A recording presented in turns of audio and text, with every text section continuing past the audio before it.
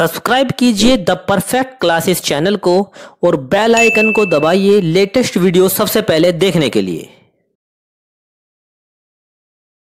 The perfect classes में आप सभी का स्वागत है। शिक्षा निदेशालय राष्ट्रीय राजधानी क्षेत्र दिल्ली की वर्कशीट नंबर 26 डिस्कस कर रहे हैं बच्चों। क्लास 8 की वर्कशीट है, विषय है सामाजिक विज्ञान, डेट है 18 जनवरी 2021।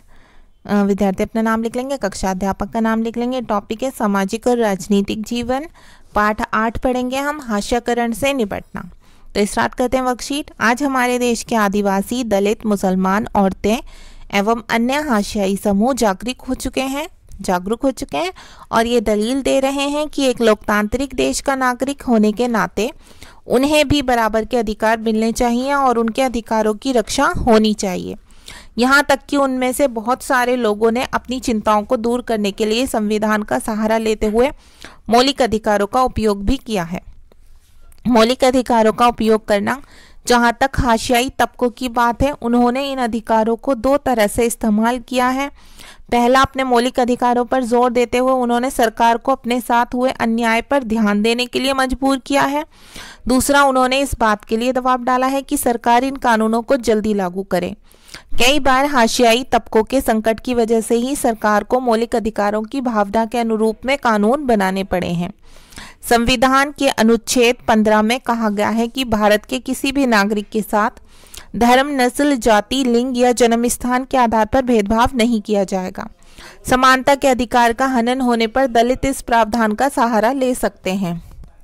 संविधान के अनुच्छेद 17 के अनुसार अस्पृश्यता या छुआछूत का उन्मूलन किया जा चुका है। इसका मतलब यह है कि अब कोई भी व्यक्ति दलितों को पढ़ने, मंदिर में जाने, सार्वजनिक सुविधाओं का इस्तेमाल करने से नहीं रोक सकता। अतः छुआछूत अब एक दंडनीय अपराध है। हाशियाई तबकों के लिए कानून। संविधान को लागू करने के लिए राज्य और केंद्र सरकारें जनजातीय आबादी वाले या दलितों की अधिक आबादी वाले इलाकों में विशेष प्रकार की योजनाएं लागू करती हैं।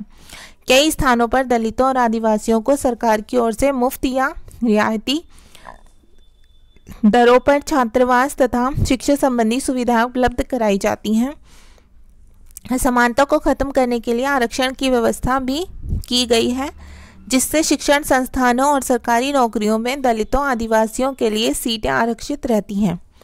कॉलेजों, खासतौर से मेडिकल कॉलेज में दाखिले के लिए न्यूनतम अंक सीमा तय की हुई है। साथ इनके लिए विशेष छात्रवृत्ति का भी प्रावधान है।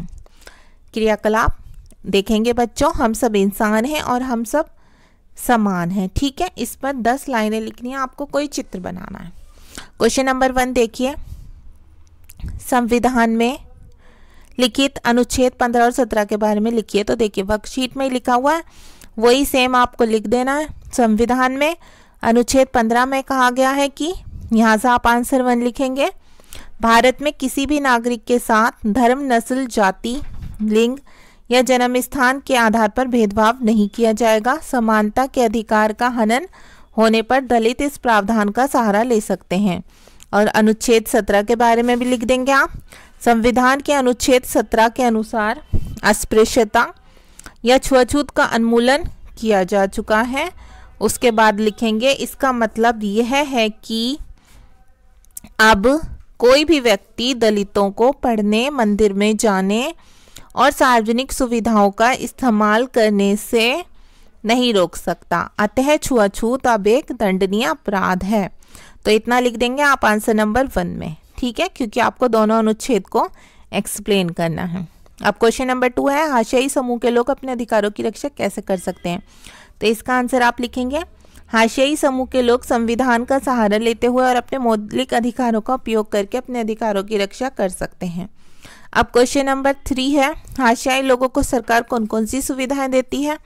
तो इसका आंसर आप लिखेंगे बच्चों, हाशियाई तबकों के लिए कानून। संविधान को लागू करने के लिए राज्य और केंद्र सरकारें जनजातीय आबादी वाले या दलितों की अधिक आबादी वाले इलाकों में विशेष प्रकार की योजनाएं लागू करती हैं। कई स्थानों पर दलितों और आदिवासियों को सरकार की ओर से मुफ्त या रियायती दरों पर छात्रावास तथा शिक्षा संबंधी सुविधाएं उपलब्ध कराई जाती हैं। ठीक है, आंसर 3 हो गया।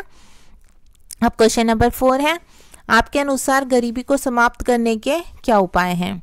तो इसका आंसर आप लिखेंगे यहाँ से।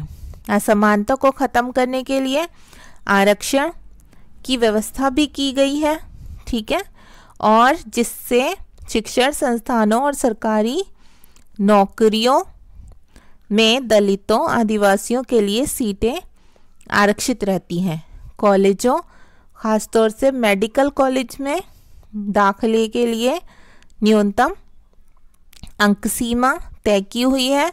साथ इनके लिए विशेष छात्रवृत्ति का भी प्रावधान है। यहाँ तक आप लिखेंगे आंसर 4। तो देखिए मैंने आपको सारे आंसर्स बता दिए। ओके स्टूडेंट्स, आपकी वर्कशीट सॉल्व हो गई। अगर आपको मेरी वीडियो पसंद आई है तो प्लीज़ मेरी वीडियो को लाइक कीजिए, शेयर कीजिए, हमारे चैनल को सब्सक्राइब कीजिए। Thanks for watching.